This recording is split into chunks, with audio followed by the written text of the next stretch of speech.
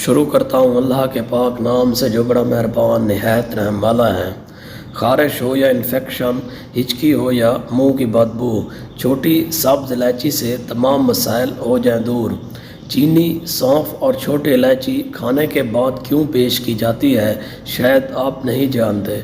ये तीन चीज़ें निज़ाम हाज़मा को बेहतर करती हैं और इससे मुताल्लिक़ मसाइल को दूर करती हैं।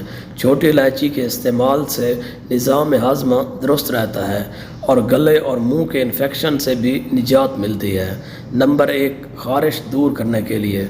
गले में ख़राश हो तो सुबह उठने के बाद और रात को सोने से पहले थोड़ी सी इलायची खाएं और फिर नीम गर्म पानी पी लें। नंबर 2, खांसी का इलाज।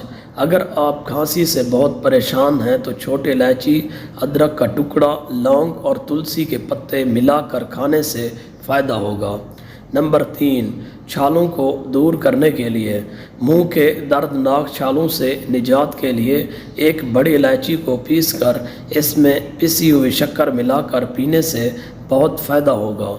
नंबर 4, तेज़ाबियत।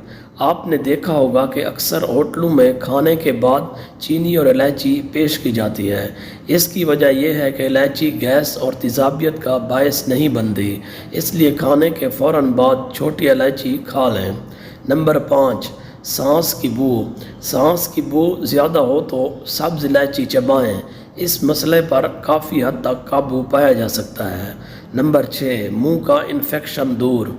छोटी इलायची मुंह के किसी भी किस्म के इन्फेक्शन को दूर करने में भी बहुत मुफीद है।